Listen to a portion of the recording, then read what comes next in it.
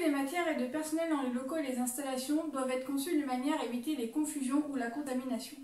Cette phrase est l'une des nombreuses normes qui régulent l'industrie pharmaceutique pour garantir la santé des patients, et c'est dans ce cadre que j'ai effectué mon stage chez Delpharm Gaillard. Je m'appelle Charline Rouillard et je suis ingénieure diplômée d'IMT Benelux.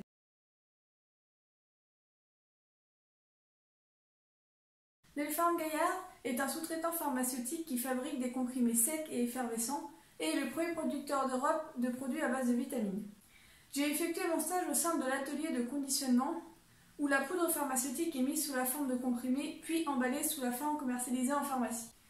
Depuis quelques années, le volume de production de Delpharm Gaillard ne cesse d'augmenter. Cela se traduit notamment par l'arrivée de nouvelles lignes de conditionnement qui sont installées sur les zones de stockage des palettes de matières premières. Le problème, c'est que les flux de ces palettes n'ont pas été adaptés à cette évolution. Cela a engendré plusieurs problèmes. Un encombrement général qui nuit à la qualité de vie et à la sécurité au travail. Cela nuit aussi à l'image de l'entreprise lors des audits. Une perte de productivité sur les lignes, des confusions de matière qui montrent que les flux ne répondent pas toujours à la norme et qui font perdre de l'argent à l'entreprise pour cause de destruction de l'eau. Face à ce constat, ma mission était dans un premier temps de faire un état des lieux de ces flux de palettes, puis de les optimiser pour gagner de la place. J'ai mené ce projet selon la démarche DMAIC qui se décompose en 5 étapes: définir, mesurer, analyser, améliorer et contrôler. Après avoir défini le périmètre d'étude, j'ai effectué 1 mois de prise de données sur le terrain. J'ai ensuite analysé ces données, ce qui m'a permis de tracer la cartographie des flux, qui était le premier objectif de mon stage. Puis j'ai proposé plusieurs pistes d'amélioration pour optimiser ces flux. Je me suis focalisée sur 3 de ces pistes. La première était de donner un critère de livraison aux caristes des palettes bois qui sont destinées au conditionnement des produits finis. Ils les livraient sans répondre aux besoins sur les lignes, ce qui occupait des emplacements inutiles.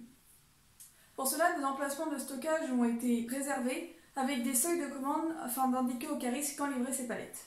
Cela a permis un gain de 3 emplacements. La seconde piste était de supprimer les doublons de palettes de la même référence qui sont utilisés sur plusieurs lignes à la fois.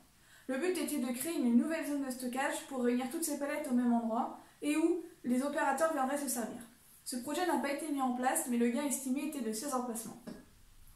La troisième piste était de répartir les commandes des palettes sur tout le long du lot de production afin d'éviter les pics de charge dans les zones de stockage.